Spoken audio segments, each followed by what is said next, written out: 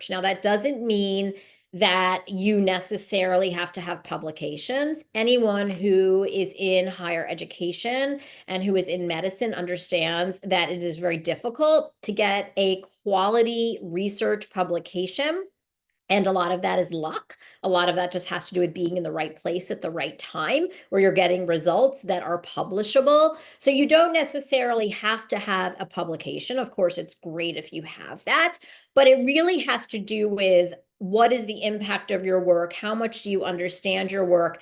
And what is your principal investigator saying about you in your letters of recommendation? So they want those really strong letters of recommendation.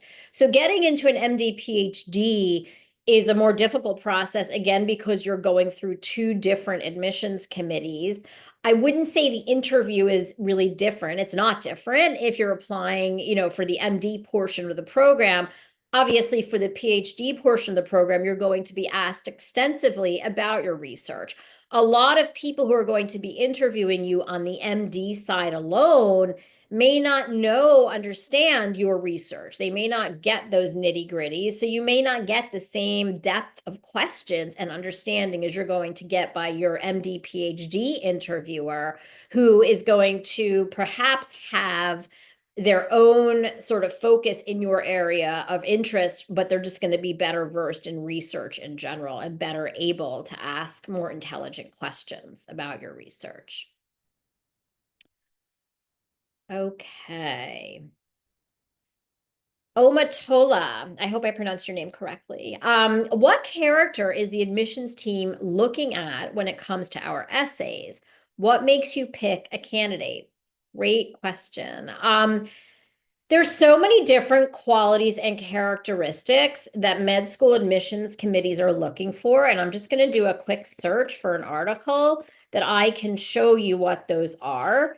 And these pre-med competencies, these need to be, I'm going to give you a link from our website. These need to be sort of demonstrated throughout your application.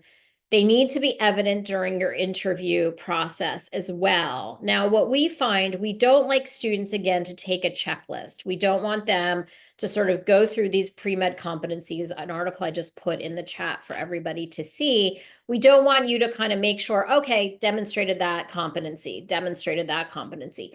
We find that if students are pursuing the right experiences that they need to be competitive for medical school, we find that they very naturally and organically demonstrate these competencies. And again, you're going to hear, you've heard me say this before, this is all about demonstrating your authentic interests. And that happens very, very naturally. So, in terms of what they're looking for in your essays, again, they're looking for who you are. Why do you want to be a doctor? What is it about your path to medical school that makes you unusual?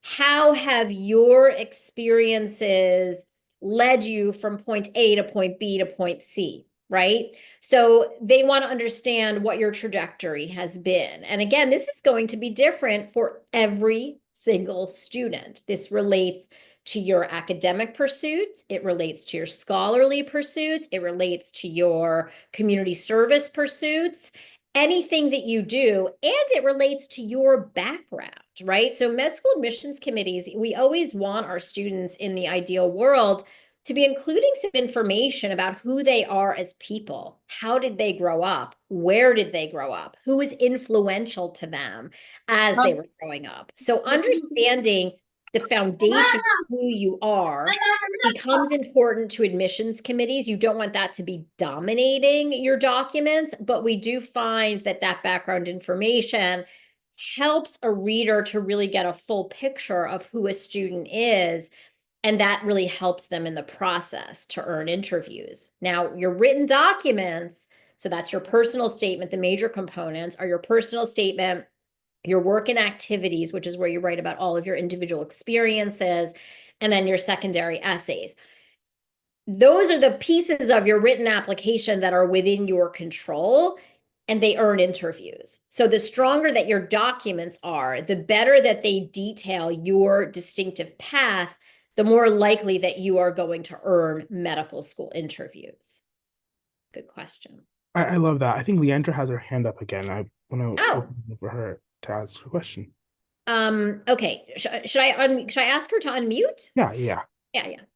Okay, hi. I'm Leonardra Ashley. I'm an undergrad at Morgan State University. It's my third year. So a question that I wanted to know, especially since, the time is approaching for me to graduate soon, I Mhm. wanted to know like what common mistakes do applicants make when they're going through the process when they're applying to medical schools? Oh, great question. Okay. Um, Number one, I'd say there's so many biggest mistakes, and we've seen them all because people come to us when they don't get in the first time.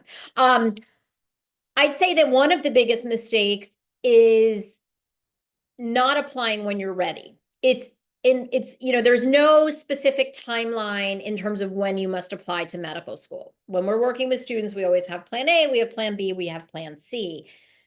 So you want to apply to medical school when you are going to be the most competitive. Sometimes students are so anxious to apply, they feel like, you know what? I'm just going to try to apply. I'm going to see what happens. If I don't get in, I'm just going to apply next year. Applying to medical school, not only is it incredibly expensive, it is a huge emotional time sink. It is a huge time sink. So you only want to apply to medical school when you are pretty confident that you're getting in. That means making sure that your academics are competitive enough for your goals. That means your extracurricular and scholarly experiences are competitive for your goals. And I say your goals because everyone has different goals. If someone is aiming to go to an osteopathic medical school, we are going to advise them very, very differently than a student who, let's say, wants to go to a top 20 medical school with an emphasis on research. So you have to align what your expectations should be in terms of your experiences and your overall profile. That has to be aligned with what your goals are. So I'd say that's one big mistake. I'd say another big mistake is applying late. The earlier you apply in the cycle, the sooner that your application is complete, the sooner you're going to get interviews. It is early August. Many of our students already have interviews for this cycle. So the 2025-2026 cycle. Those were all students who submitted their applications as soon as the system opened. They got their secondaries in, and they're already being granted interviews. So the sooner you're granted interviews, then the sooner you're going to get acceptances, the more interviews you're likely to get because interview slots aren't going to be filled up. I'd say another mistake students make is they don't work hard enough on their documents. They don't work smart on their documents in a sense. Your documents need to be introspective, they need to be insightful, they need to explain what motivates you, why you're motivated by something, what contributions you've made, what insights you've gained from your experiences, and how you see that preparing you for medical school.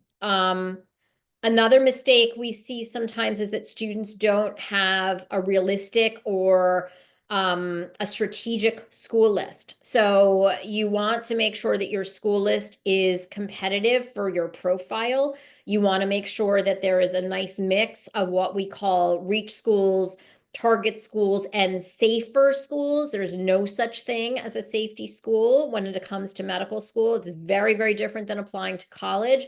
So sometimes students are, I'd say the biggest probably mistake we see on that front is that students overreach. They think they're more competitive than they are, or they don't understand how competitive and how random the process is. So they don't have a school list that's realistic, that's going to allow them to get into med school.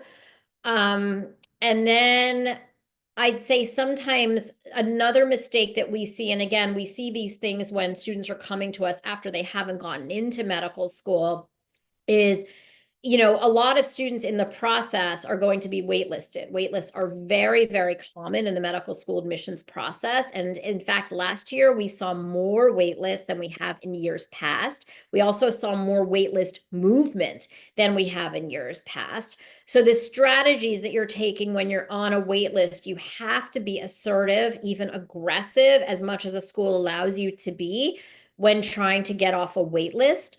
And, sometimes we will have students who are on 4, 5, 6 wait lists even, and we're really pushing for that student to get off those wait lists.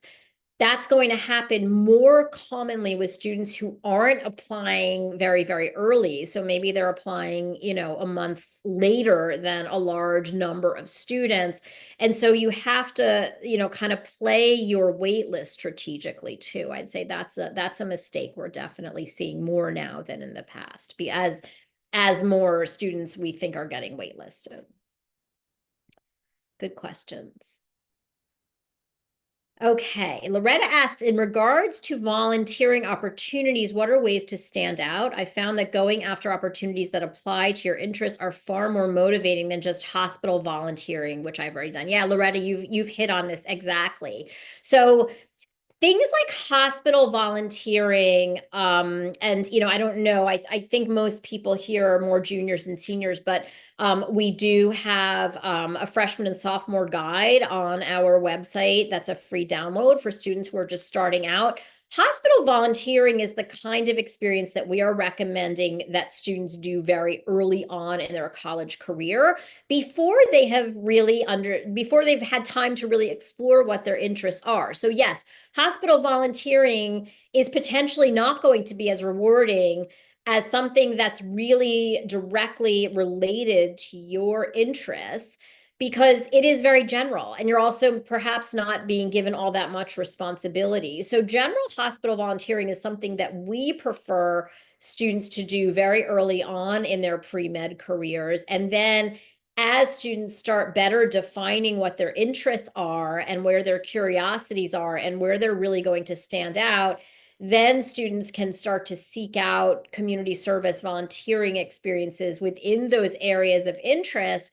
And then they potentially continue to build on those experiences by gaining leadership opportunities or by figuring out how they're going to make a greater impact, a greater contribution to in whatever that it is that they're doing. And that then shows initiative, right? So it's very easy to sort of sign up and go, whether it's pay to play or whether it's just sign up and go.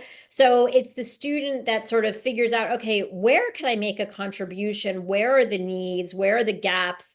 And how can I fill those gaps? How can I sort of go out of my way to offer this organization or to offer a group something that you think that they need based on your observation and experience? Yeah, Ahmad, I see your Dr. hand. Freeman, yeah, I think this is a great time to.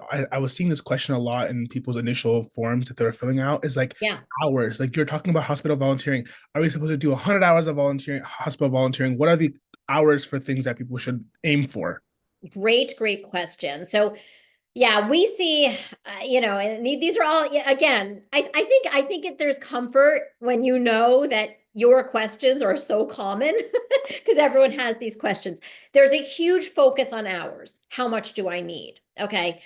Um, and again, we see students, it would be so much easier. I always tell people if it were like, look, you need 100 hours of volunteer experience, you need 50 hours of, shadowing experience, and you need 300 hours of research experience. How easy would it be if there were a checklist? But there's not. Okay. So when we are advising students on how many hours they need, or when we're advising them on how much of a contribution they need to make, we're looking at several things. Number one, we're looking at where are you on your path? How old are you? How far are you in your education? So someone who's applying, let's say, at the end of their junior year of college, which at this point is only about 25% of applicants. It's, students who don't take at least one gap year, they're in the minority now. But let's say you're applying at the end of your junior year of college, we're going to recommend that you have fewer hours of things, because look, you're in college and most of your time has been spent achieving that really high GPA, managing your academics, figuring out how you're going to do well academically, take the MCAT, do great on the MCAT, and as well as pursue your other interests outside of the classroom.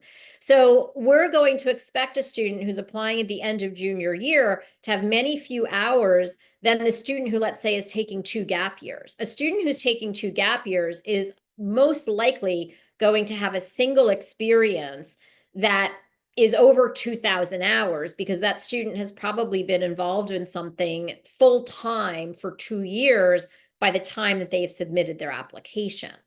In terms of where the bulk of those hours is going to be in terms of the category, that's going to depend on where your distinctive strengths are and where your distinctive interests are. So, for example, we may have one student who has 2 research experiences of 1,000 hours or more. We may have another student who has, a research experience where they've only spent 200 or 250 hours, but they've been really involved in some type of social justice work or community service work.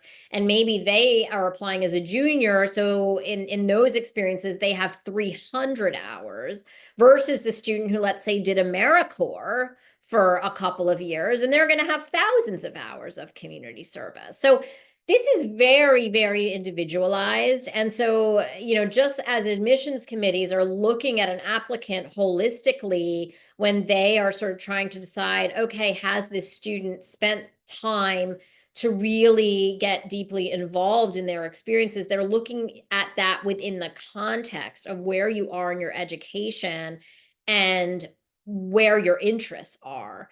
And we find now, it used to be that, we would see that students who hadn't taken gap years, that in many ways they were competing with students who had taken gap years. And in some way they were being considered like on the same plane as those students. We are now seeing that admissions committees are much better at recognizing that a student who's applying at the end of junior year is obviously not going to have as many hours of experience as the student who's taken a gap year or 2 years. So we're finding that that admissions committees are being a lot more equitable in terms of really evaluating students in terms of the amount of time they've had to devote to their activities. I hope that answers your question, Ahmad. Is there anything else in particular, Ahmad, that you'd like me to answer that you do? I mean, if you want, you can choose the Yeah, question. yeah, yeah. Okay, yeah, Yeah. perfect. I think I'm looking at the form that people filled out. I think another Yep. common question was around when people should start studying for the MCAT, how long they should study for the MCAT, what are goal scores people should aim for? Like, is there one score that's better than like how does that kind of Yep. Great question. Okay. In terms of the amount of time that students study for the MCAT, again, it's very individualized. Just as we want you to have a plan A, a plan B, a plan C in terms of applying to med school, we want the same thing when it comes to the MCAT. So the general minimums are 3 months and 350 to 400 hours total. All right. Now, that's going to vary. There are going to be some students who need less. There are going to be some students who need more. It also depends on when you're carving out that time to study for the MCAT. Do you need that to be a longer timeline to achieve that same amount of hours because you are working or because you're in school, and maybe you don't have a full 3 months to devote to MCAT study? In terms of the goal score, there are a lot of things that we're looking at. Number one, what are your personal goals? The MCAT that you need to get into an osteopathic medical school is significantly lower than the MCAT that you need to get into an allopathic or an MD granting medical school. We are also looking at backgrounds and ethnicities. It is a fact that depending on your ethnicity, and this data is publicly available, that there are different goal scores that you need to have depending on the category that you fall into. Okay. Then we're also looking at your state residency. So there are going to be some people who are from states where there are state schools where the average MCAT for in-state residents is going to be much lower than it might be for out-of-state residents. So we're looking at your state schools.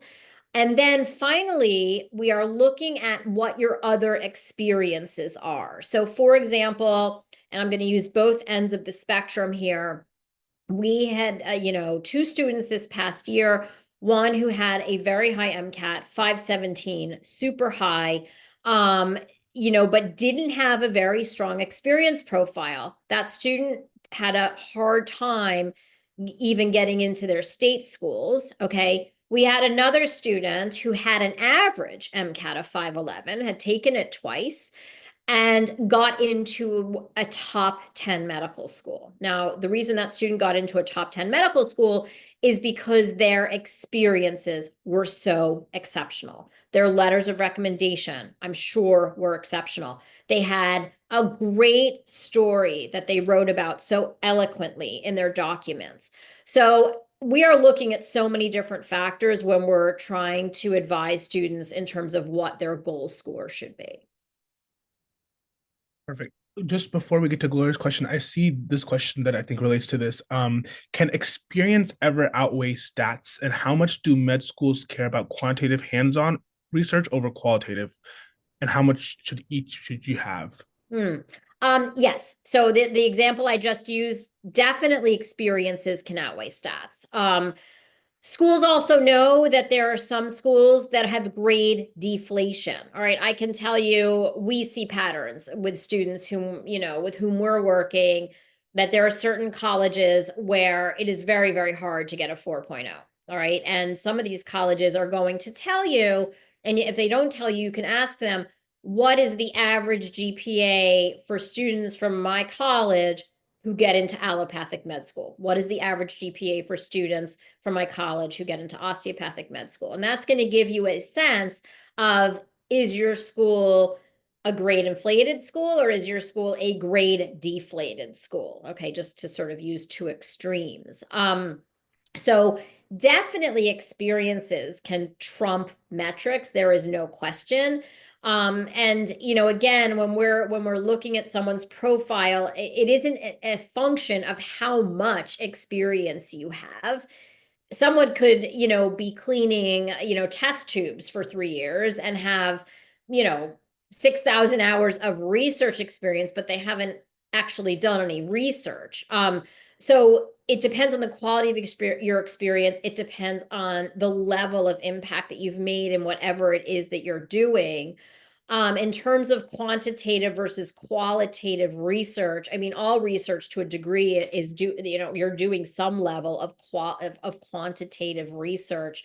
So I'd want to know what example that is exactly that you're that you're referring to with regards to qualitative research. In terms of the type of research that med schools prefer, they don't prefer any kind. What they prefer is that you're pursuing your interests and that there's evidence for that interest in your research, in your academic work, in your classes. Maybe that research is somehow also reflected in the work that you're doing in other areas of your life as well.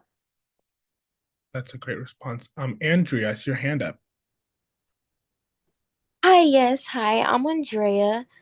I Sorry about wanted to that. know what timeline I should start applying for medical school. I'm currently attending community college and I graduate next year and then I'm planning to transfer to a university. So I Yep. just wanted to know the timeline and when to start studying for the MCAT. Yep. Great question, Andrea. The almost all medical schools accept community college credits. You probably know this. There are a lot of reasons that students go to community colleges first, and then they transfer to undergraduate four-year institutions. I would say, Andrea, that probably your best shot is going to be applying either before, I would say that you're probably going to have your best shot if you apply at the end of the 2 years that you're spending at the four-year undergraduate institution, or maybe taking a gap year. I think that you will just have a stronger application if you have 2 years of academics at the four-year undergraduate institution. before you apply to medical school. I'm assuming that you took some of your prerequisites, if not all of your prerequisites, at the community college, in which case we would probably advise you to be majoring in a STEM discipline at the four-year undergraduate level. And that way you are demonstrating academic excellence in a STEM area at the four-year undergraduate institution. And then, of course, we're looking at extracurriculars. We're looking at letters of recommendation. Those 2 years are also going to give you more time to get strong letters of recommendation. And I think you should anticipate a bit of an adjustment period when you first get to college. It's starting over. And generally speaking, whenever we see students starting over, whether they're starting freshman year at college or whether they're transferring to a new college, there's always going to be a period of adjustment there as you adapt. So give yourself a little bit of grace on that. Okay, thank you. Yeah, I'm a biology major, but I know a lot of people on the pre-med route take biology, and I've been seeing videos saying like you don't have to be a biology major just to go a pre-med route.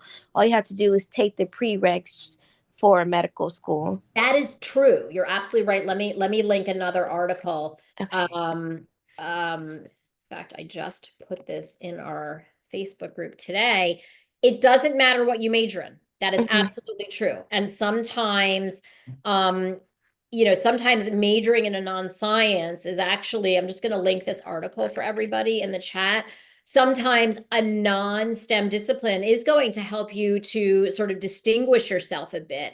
But when we're advising a student like you, sometimes what we're looking at, okay, we know what the med schools want to see. They want to see academic excellence, which is why we might want you to be able to demonstrate that you can perform at that same high level in your STEM disciplines at the four-year college as you did at your community college. Maybe, if let's say you're fairly confident that you can take the MCAT and you can get a really high score and therefore demonstrate that your competency in those STEM disciplines through your MCAT performance, then maybe we wouldn't necessarily recommend, a STEM major in college.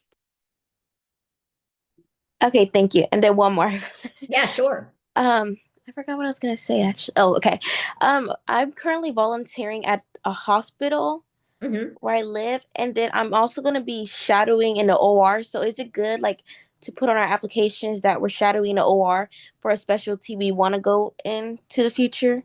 It is fine to like go into med school with a curiosity about a specialty. I think that I want to do this when I grow up. I think this is the residency that I want to pursue. This is the specialty I want to pursue. That's perfectly okay, as long as you have evidence for why you want to pursue that specialty. Yeah, so I see nothing wrong with that.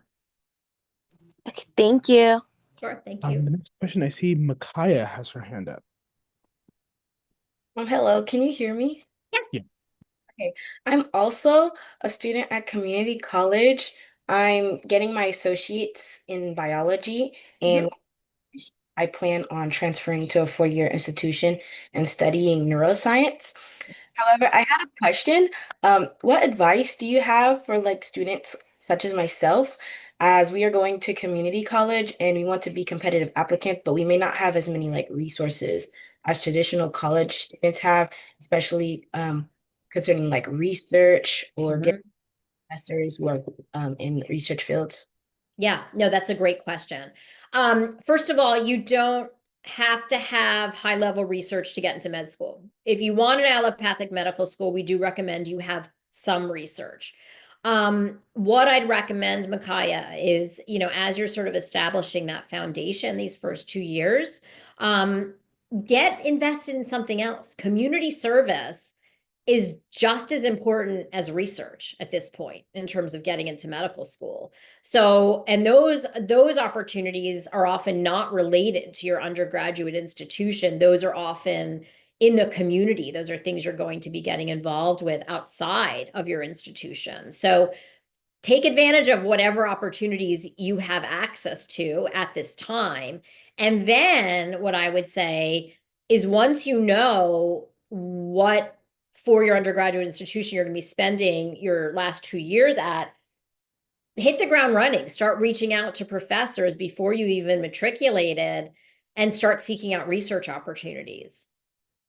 And that way you can have that experience for those last 2 years of college. I would probably recommend the same time frame as I did before, where we probably would want you applying at the end of your senior year. And that way you potentially have 2 years of research experience behind you. And then maybe depending on how things have evolved, depending on what else you want to pursue, maybe you then even do research during a gap year too. So there's plenty of time to get the experience that you want to get. Thank you so much. Sure. Next person with their hand up I see is Tatiana. Hi, it's so nice to meet you. Nice to meet you.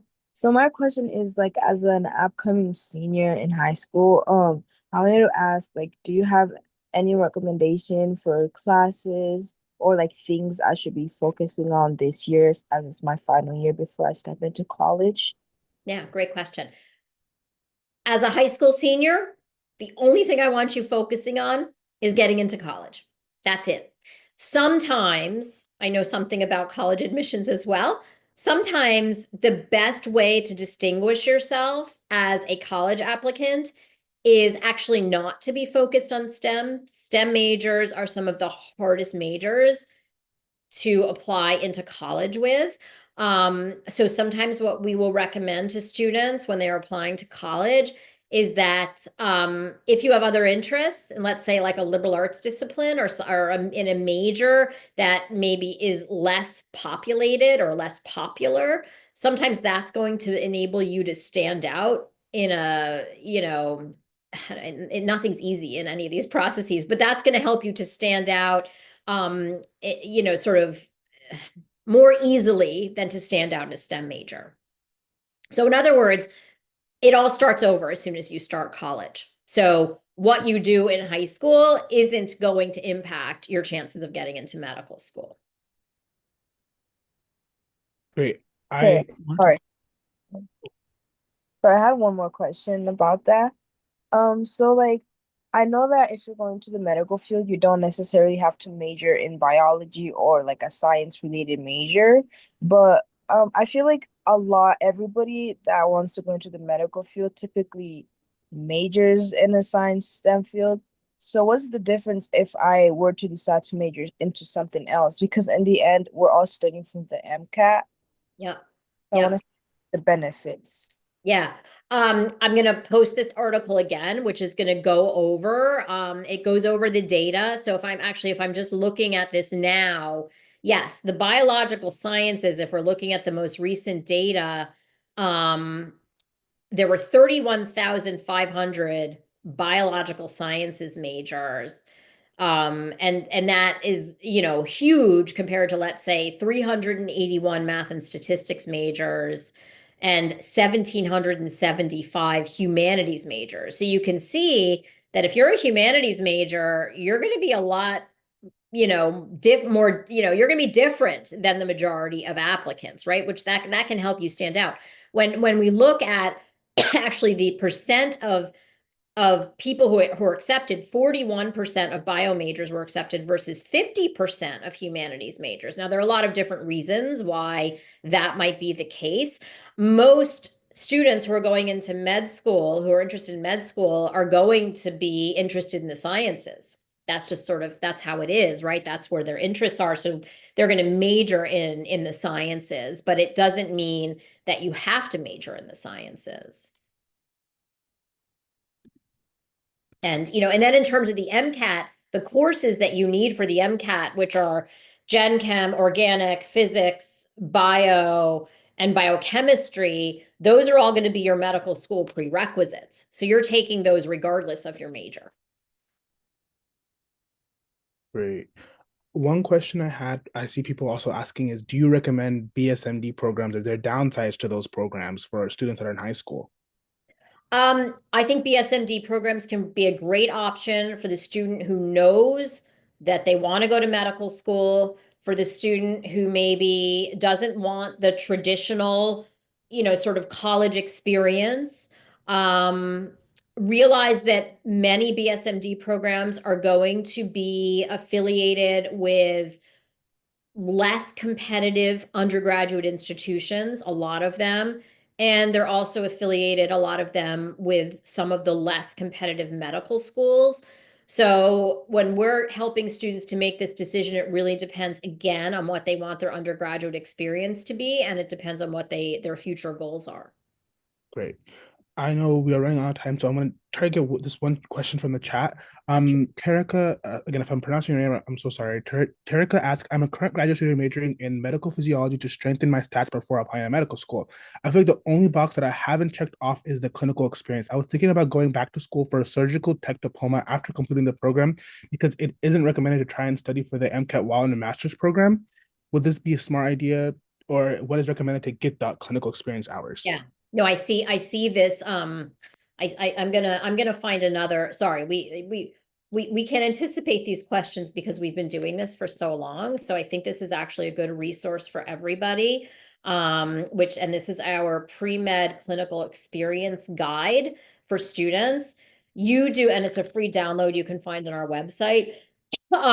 You do not need, I think I said this earlier, but you don't need clinical experience to get into med school. You need experience being face to face with patients. For a lot of students, that experience is going to come in the form of some type of community service work. Okay. It doesn't have to be paid work experience. So if, I think being a surgical tech, there are a whole bunch, being an ophthalmological tech. I mean, there are a lot of different clinical experiences. You can find a lot of them, in this download that I just linked. I think that's a great experience. I think being a surgical tech is would be something unusual, frankly. But I wouldn't do that just to be getting into medical school. I would also ask, if somebody was interested in being a surgical tech, the question that I would have is, do you have a demonstrated interest in surgery? Have you done research in this area? So you don't want to sort of just pick up experiences randomly because you think you need to check a box. So I would do that. I would choose that carefully. And I assume maybe you're in a special master's program, Terika, I think. Yeah, so I would want to see what other experiences you have to really make that decision if you indeed need that clinical work experience, because you may not. All right, great. Thank you so much, Dr. Freedman. We want to be respectful of your time, so it's closing up on the hour. We will let all our participants know about the amazing resources on your websites. And if people want to get in touch with you, is the email the best way to get in touch? Email's the best way, info@mededits.com. And again, I encourage you to follow us on social media. You can follow We'll link us. it all in our Slack. Yeah, people. okay, great. You can find us on Insta, TikTok, Facebook, all those places. We're always trying to post information. You can go to our live Q&As. There are a lot of free resources out there. And I also wrote a book on med school admissions that I can also link. It's a relatively new edition if I can find it quickly so I don't waste your time. I personally to let everyone know, I personally have used a lot of the resources on the Med Edits blogs and resources and YouTube videos. So definitely check those out. They're very, very helpful, and they're all for free. So it's really helpful for a lot of students. I appreciate that. I mean, if you want to buy the book, it's a nice general overview of the med school admissions process, what you need to do to be competitive, how you should be completing, your application. So regardless of where you are in the process, you're going to find something useful there. All right. Thank you so much. But if everyone has a quick second to navigate to the Zoom React and give Dr. Friedman a round of applause, we'd really appreciate it. You're all awesome. I admire you all. Thank Just you keep so working much. hard. It's a long path. It's well worth it. Just take one step at a time. Just like everything else in life, right? Yes. You get there. Yeah. Yes. And thank you, Ahmad, for inviting me. It was a pleasure. Course. Thank you so much for taking time out of your busy schedule. Thank you so much. I'm happy to hear you're doing well too. Yeah. Thank you so much. Yeah. Yes. Good job. All right. All right. I'll see you soon. Take care. Thank you all. Bye-bye. All right, everyone. We'll go ahead. I'll stick around if anyone has any questions that I could answer. I'll stick around for about 5 minutes, but if not, you can hop off now. Thank you so much for attending this optional session. I'll send a survey for students that signed up the interest form. to see if our people are interested in other talks similar to this throughout the fall semester, to bring in guest speakers. So yeah, we are really thankful that you all took time out of y'all's day to come join and hear Dr. Freedman and take some advice. I'll send all her resources that she has published on the blogs, her books. They're very incredible resources. You can find most of her resources for free. She also does consulting work, so you can just spend time talking to her one-on-one. I believe you can book a session on her website. So yes, feel free to utilize Dr. Freedman. She's an incredible resource and knows so much about the experience, how to really get into medical school as someone who was on a former committee on a medical school. How would I be able to join the Slack? If you can email me, we can invite you in to our Slack channel with all our opportunities. Let me quickly take a second and put my email in the chat.